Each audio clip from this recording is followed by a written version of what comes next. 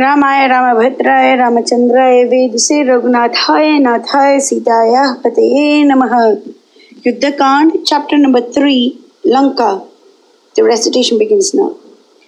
Thus did Rama, in his human aspect, feel anxious about crossing the sea and took heart through the words of his friend.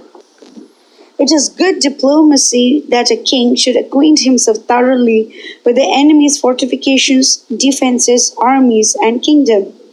And Raghuvira, as one who sees into the hearts of things, accepted the advice of Sugriva as useful and reasonable, and turning to Hanuman said, "Well, it is no great thing for me to lead my troops across the sea. I can build a causeway by the might of my tapas. I can dry up the waters by my shafts, but let these things be. Lanka, you said, is impregnable. What are its fortifications like? Tell me clearly about the defenses on land, on mountain, on the water, and in the forests, the strengths of the armies in the town and without, the guards, the walls, the battlements, the moats, the mansions of noblemen, and everything else that might be useful for us to know. For you have carefully noted these points when you were there. Subtle of intellect, you have a quick perception and a retentive memory, I know. You spoke to me of this once before, but I would like to hear it all again, most clearly and in greater detail." Then Hanuman, most skillful of speakers, made reply. "Lord, the defenses of Lanka, the guards, the troops, the loyalty of the Rakshasas to Ravana, the natural advantages of the city, its fertility, its wealth, the military arrangements, the transport, the cavalry, the conveyances, and the peculiarities of the sea around, all these will I describe to you as best as I can. Everyone in Lanka is blessed with health, contentment, and cheerfulness. Lanka is very extensive. It has countless chariots, horses, lordly elephants, and the like. No enemy can approach it. The gates are huge, strong, and fit with iron plates and heavy bolts. The fortress has 4 gates, and they are broad, large, and lofty. Curious engines of destruction are placed there to destroy the foes approaching their city by discharging a never-ceasing shower of arrows and rocks.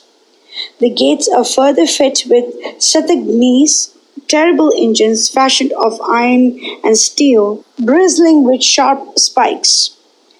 Mighty Rakshasas stand ever ready to use them at the slightest notice. The outer walls of Lanka touch the sky. They are very strong, made of beaten gold and encrusted with gems, corals, and pearls. At their feet run moats wide and unfathomable, full of cold water, in which crocodiles and other terrible creatures scare away all comers. Huge bridges and drawbridges are laid over them, with many a curious mechanism to work them. Myriads of Rakshasas are placed on guard at each gate and make it their home.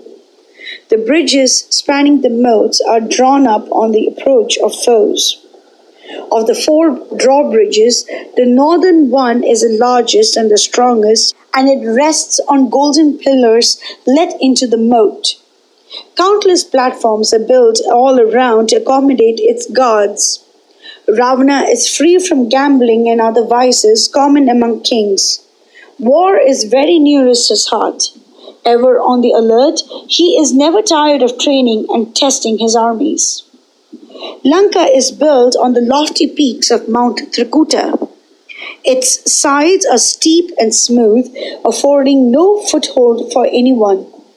The sea, the thick woods, the Mount Trikuta, the walls and turrets, the moats and the engines contribute to its defenses by water, forest, mountain, and man-made fortresses as laid down in military science. Thus the capital of the Rakshasas is unapproachable to the very gods. It strikes terror into the hearts of the assailants. The fathomless depths of the ocean guard it for 100 yojanas all around. No ships traverse these waters. Lanka is thus cut off from the other parts of the world and completely hidden from observation. battlements, moats, engines of destruction, well-equipped armies with large forces to support them, and every variety of weapon known to man, god or asura, continue to protect Lanka. In the center of the city, countless veterans are camped, provided with the best conveyances. Of high ancestry, loyal to the core, and ever honored by the master, a crore of picked warriors are kept in reserve in the town and strike terror into the hearts of foes. But I have done something to smash the drawbridges. I have filled up the moats. Most of the walls and defenses have been laid in ruins by me. I set fire to the city and have reduced by a fourth the strength of the troops. Anyhow, we shall cross the seas. Take it that our monkeys will destroy Lanka. Angada, Dvivida, Mainda, Jambavan, Panasa, Nala, Nila, and others will course through the sky to Lanka, pull down the hills and the moats and the gates and the walls and the mansions, and lead back the Lady Janaki to you. Please give your orders to these heroes and let us start at an auspicious hour. Mangalam Koshlendraya Mahaniya Gunavate Chakravarti Dhanurjaya Sarvabhaumaya Mangalam.